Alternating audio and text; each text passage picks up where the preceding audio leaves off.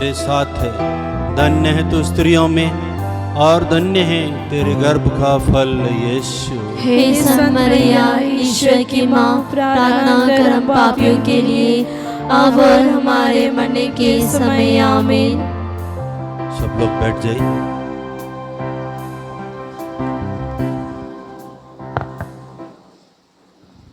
सबों को जय यीशु।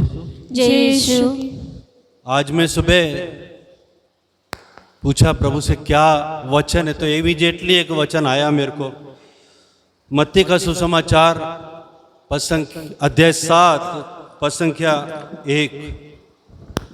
दोष नहीं लगाओ जिससे तुम पर भी दोष न लगाया जाए, क्योंकि जिस प्रकार तुम दोष लगाते हो उसी प्रकार तुम पर भी दोष लगाया जाएगा, और जिस नाप से तुम नापते हो उसी से तुम्हारे लिए भी नापा जाएगा।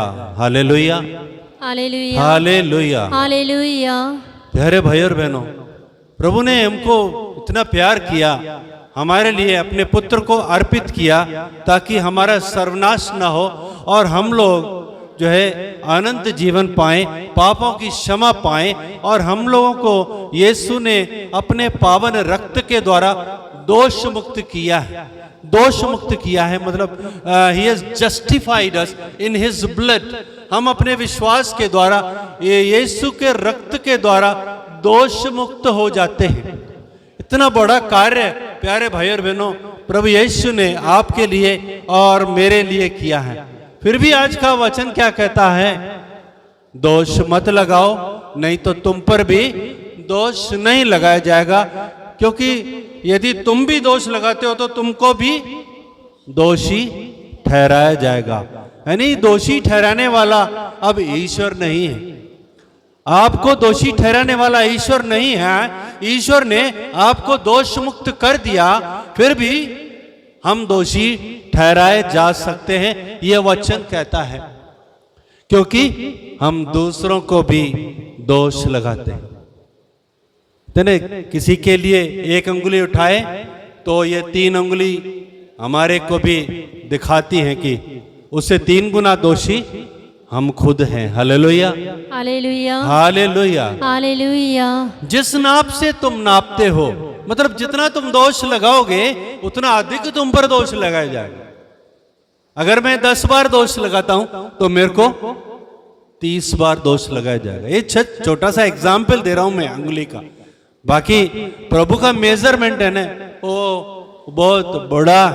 बहुत बड़ा मेजरमेंट है। इसको हम थोड़ा आगे देखें। हमें दोष क्यों नहीं लगाना है, इसके बारे में हम थोड़ा आज मनन चिंतन करेंगे। Hallelujah, hallelujah, hallelujah, hallelujah. Father ji ने पहले से ही इस पे थोड़ा प्रकाश डाल दिया कि हमें दूसरे को जज नहीं करना है, दूसरे को निर्णय नहीं देना है, क्योंकि हम सब ईश्वर के स्वरूप हैं, ईश्वर के सादृश्य हैं, ईश्वर के समानता में। यदि कोई हमको दोष लगाएगा या हम किसी पर दोष लगाएंगे तो वो किस पर दोष लगा रहा है? वो उसके सृष्टिकर्ता को दोष लगा रहा है। क्या बना दिया तूने? ये कौन सा कचरा बना दिया तूने? ये मेरे को ऐसा है, ये ऐसा है, वो वैसा है, तू ऐसा है, तू ऐसी है। किस पर दोष लगा रहे? बनाने वाले को दोष लगाते हैं। हालेलुया। लेकिन हमें दोष क्यों नहीं लगाना है, इसके बारे में हम लूकस का सुसमाचार पढ़ेंगे। यही चीज लूकस समझाते हुए कहते हैं। लूकस का सुसमाचार अध्याय 6 पद संख्या 36, वहां पर शुरुआत करता है, अपने स्वर्गिक पिता जैसे दयालु बनो। अपने स्वर्गिक पिता जैसे दयालु बनो।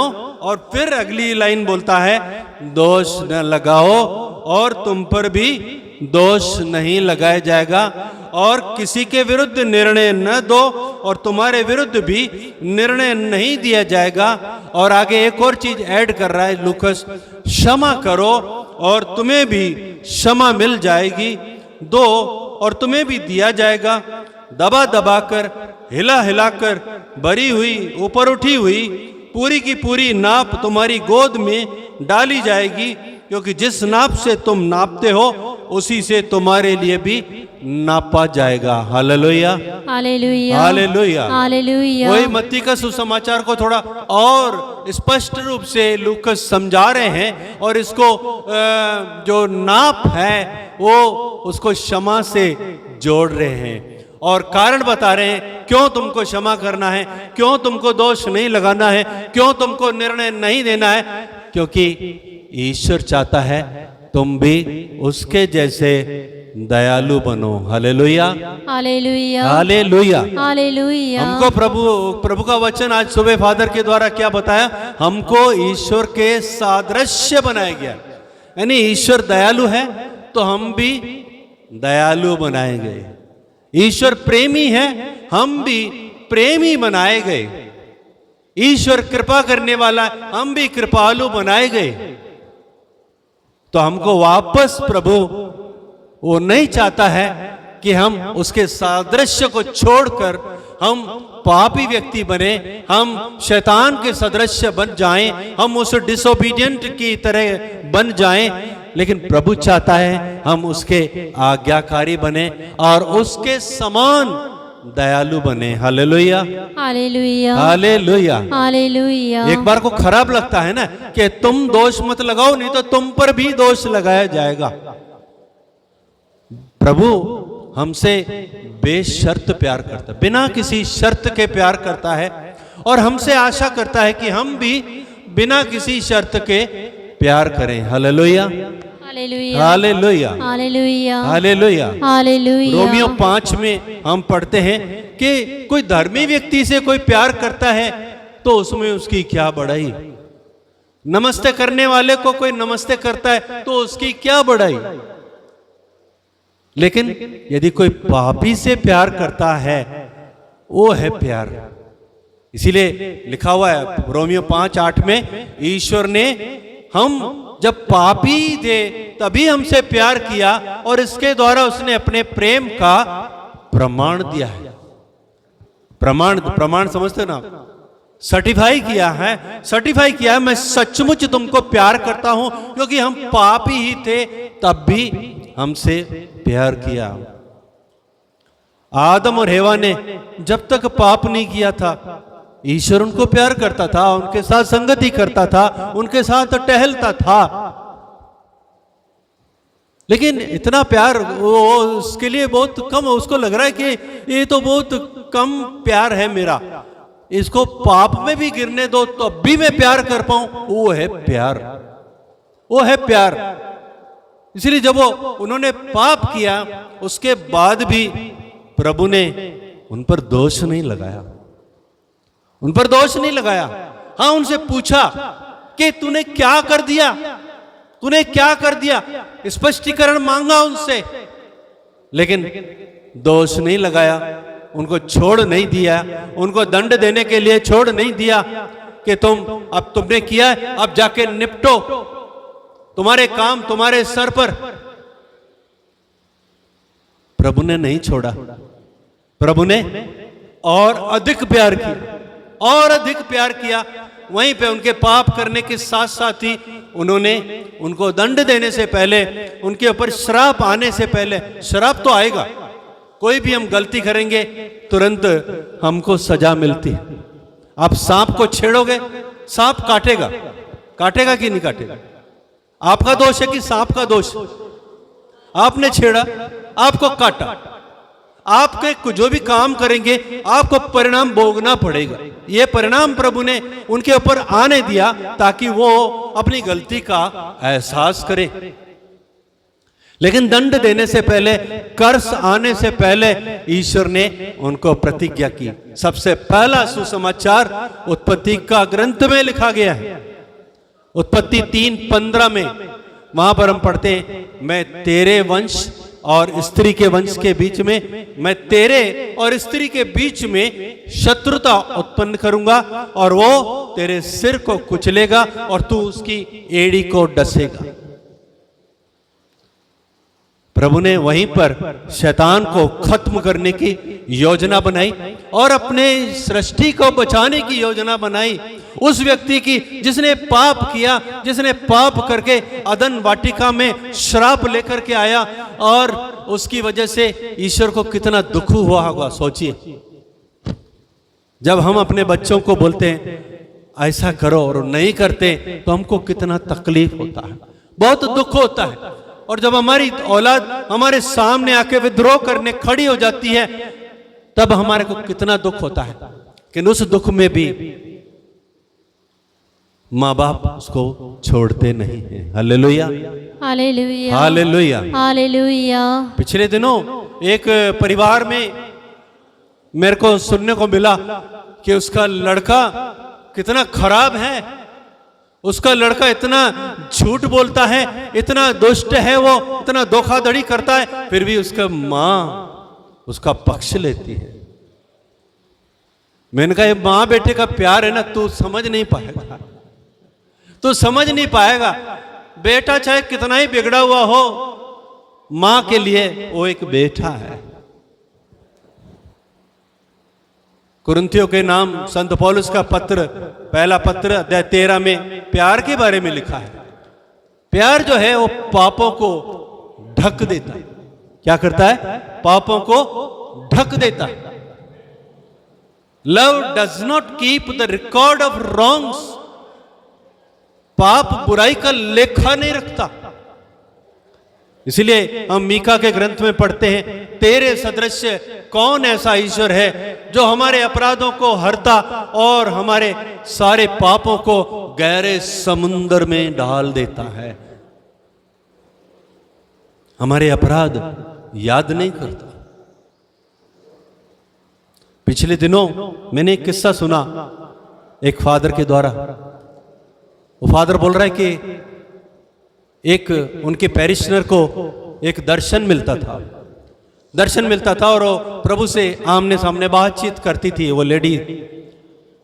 तो फादर ने बोला, अब की बार जब तेरे को प्रभु दिखाई देना तो उससे पूछना कि ये जो पल्ली पुरोहित है हमारा, इसका कौन से गलतियां हैं या कौन सा पाप है।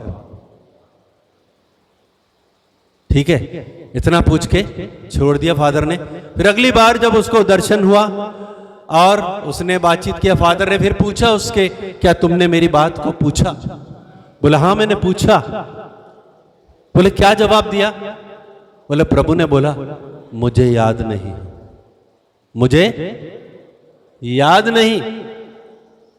प्रभु हमारे पापों को ऐसे ब्लॉट आउट कर देता है, उसके लहू में इतनी शक्ति है, उसके लहू की एक ड्रॉप में पूरा नरक खत्म हो सकता है। हमारे पाप क्या चीज है? हमारे पाप उसकी अनुग्रह की तुलना में कुछ भी नहीं है, कुछ भी नहीं है। उसकी कृपा जब पड़ती है, हमारे पापों को धोके हमको जब शुद्ध करता है, हमारे पापों को याद भी नहीं रखता है। यह प्रॉमिस है। यिर्मयाह 31 में हम पढ़ते, मैं उनके पापों को याद भी नहीं रखूंगा।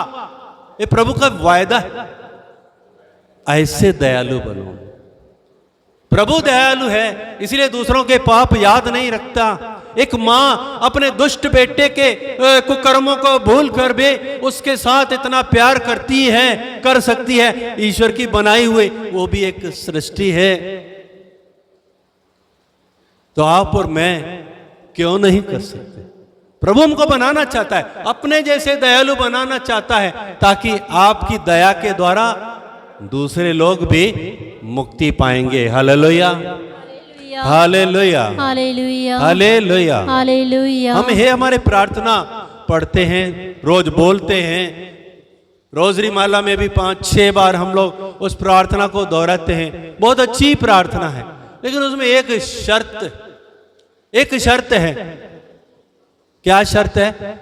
जैसे मैंने दूसरों के अपराधों को क्षमा किया है, वैसे ही तू भी हमारे अपराधों को क्षमा कर। आ गया ना मेजरमेंट? जैसे मतलब जितनी तादाद में मैं क्षमा करता हूं, उतनी तादाद में तू भी मेरे पाप को क्षमा कर। अब हम एक पाप क्षमा करेंगे तो प्रभु हमारे एक नहीं क्षमा करेगा, हमारे अनेक करेगा, हमारे अनेक करेगा। क्योंकि जब निर्दयी व्यक्ति का जो दृष्टांत है मत्ती का सुसमाचार अध्याय 18 में, उसमें सिर्फ 100 दीनार के लिए उसने अपने, यूं समझो कि करोड़ों रुपए का जो उसका कर्जा माफ किया गया था वो गंवा दिया। उसके ऊपर इतना बड़ा कर्जा था कि वो जिंदगी भर उसको चुका नहीं सकता था। अब ऐसी उसको क्षमा मिलती है और जाकर के उस क्षमा को सिर्फ 1 महीने की जो तनख्वाह है उसके अमाउंट के ऊपर उसने उसको गंवा दिया। मैं सिर्फ एक रेशो बताना चाह रहा हूं कि मेरे 1 महीने की तनख्वाह ईश्वर के लिए मेरी जिंदगी भर की तनख्वाह से भी अधिक। अगर मैं एक पाप क्षमा करूंगा तो शायद मेरे लाख पाप क्षमा हो जाएंगे। प्रभु इतना ही चाहता है मेजरमेंट। आप एक पाप क्षमा करो, मैं तुम्हारे 1 लाख क्षमा कर दूं। वो गाना सुना है, गरीबों की सुनो वो तुम्हारी सुनेगा, तुम 1 पैसा दोगे वो 10 लाख देगा। ये है रेशो, जस्ट रफली रेशो ये है। तो हम क्या छोटा मोटा भी क्षमा नहीं कर सकते? छोटा मोटा भी क्षमा नहीं कर सकते? वो निर्दयी व्यक्ति का जो दृष्टांत है, आप घर पे जाके पढ़ना पूरा, कि कैसे वो 100 दीनार के प्रति जो उदार नहीं रहा, वो दयालु नहीं बना, तो उसने ईश्वर की दया को खो दिया, ईश्वर की करुणा को खो दिया।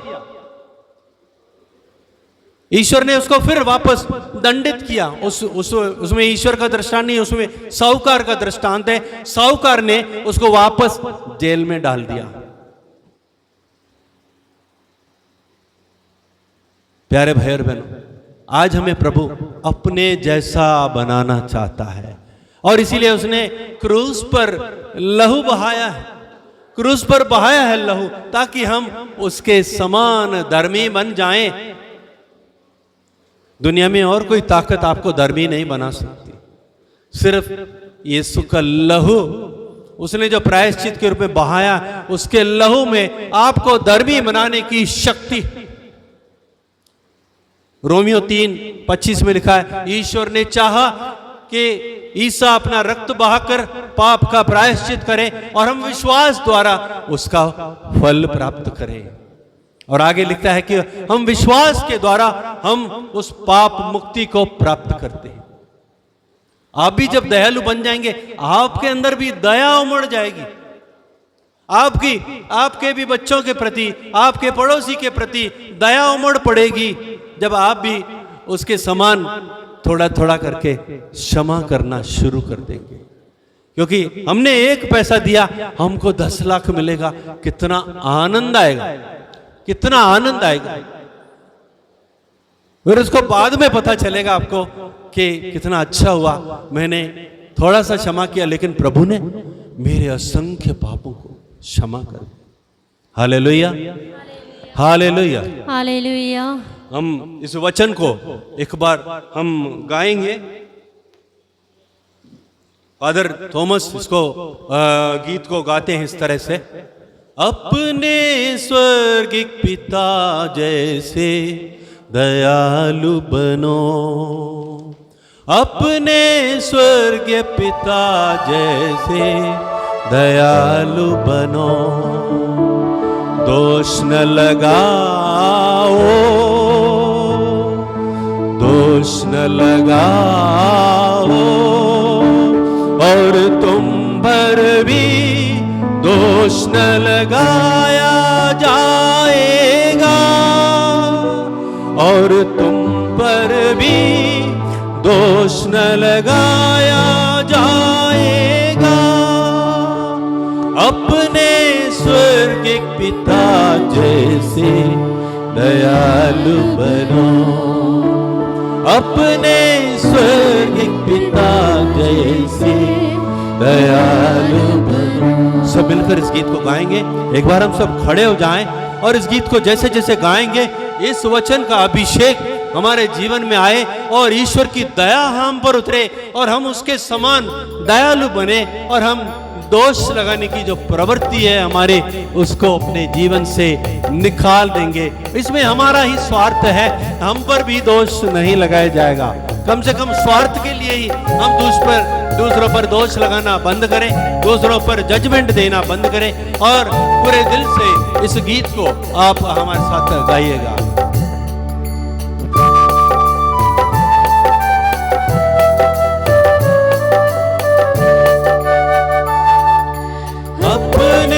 स्वर्गीय पिता जैसे दयालु बनो, अपने स्वर्गीय पिता जैसे दयालु बनो, फिर अपने स्वर्गीय पिता जैसे दयालु बनो, अपने स्वर्गीय पिता जैसे दयालु बनो।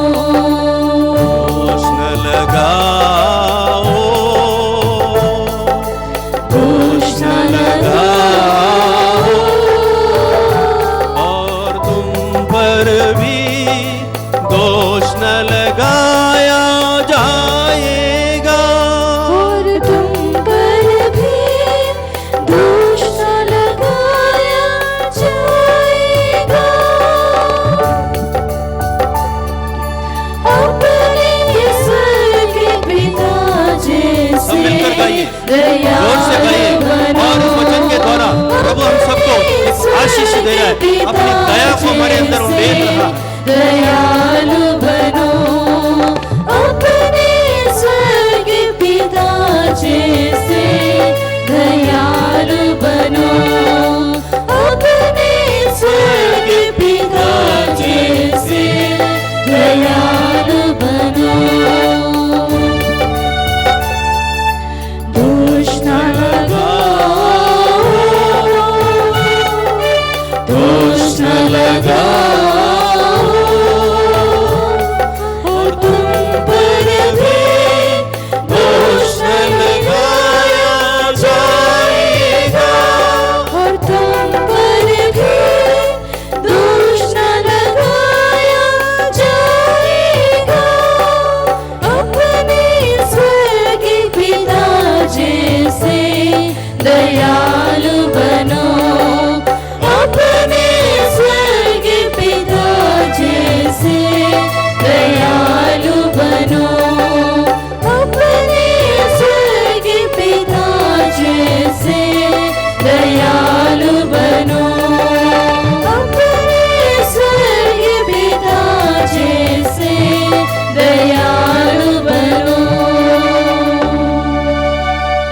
आइए एक पल आंखें बंद करते हुए हाथ प्रभु की ओर उठाएं और प्रभु से आज दिल से प्रार्थना करें। प्रभु,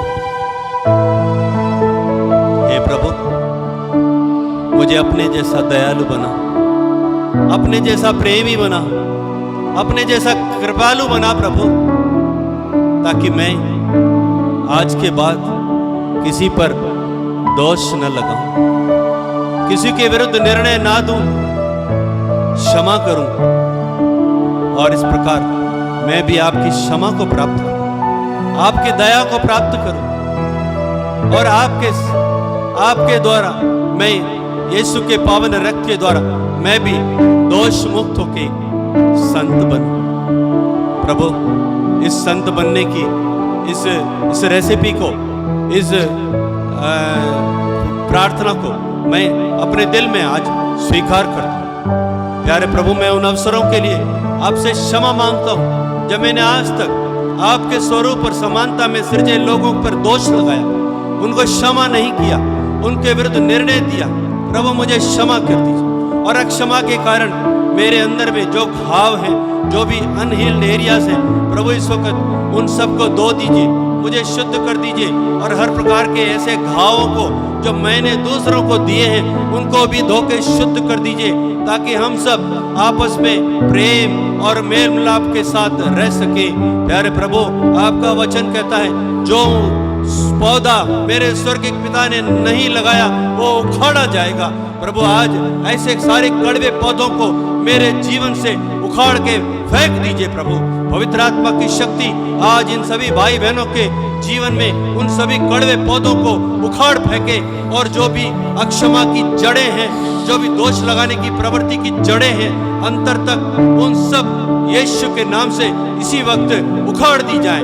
इसी वक्त प्रभु तेरा कृपा हम सब भाई बहनों के ऊपर उतर आए। यीशु आपका लहू हमें धो के शुद्ध करे। प्रभु आपका वचन कहता है यीशु का लहू हमें पापों से शुद्ध करता है। हाँ प्रभु, लेकिन उसमें एक शर्त प्रभु आपकी है कि जैसा वो ज्योति में है वैसा तुम भी ज्योति में चलो। प्रभु आज हमें कृपा दीजिए। योहन 1:7 का यह वचन हमारे जीवन में पूरा हो, हम भी तेरे समान प्रभु ज्योति में चलने वाले बन सके। हम अंधकार के कामों को तजे, नफरत के कामों को तजे, तेरे समान दूसरों को प्यार करना सीखे। इसके लिए प्रभु आज हम तुझसे प्रार्थना करते हुए तेरी स्तुति करते, तेरी वंदना करते हैं। Hallelujah hallelujah hallelujah. हाथ उठाते हुए प्रभु की स्तुति करें, प्रभु की महिमा गावे। Hallelujah hallelujah hallelujah hallelujah hallelujah hallelujah hallelujah hallelujah hallelujah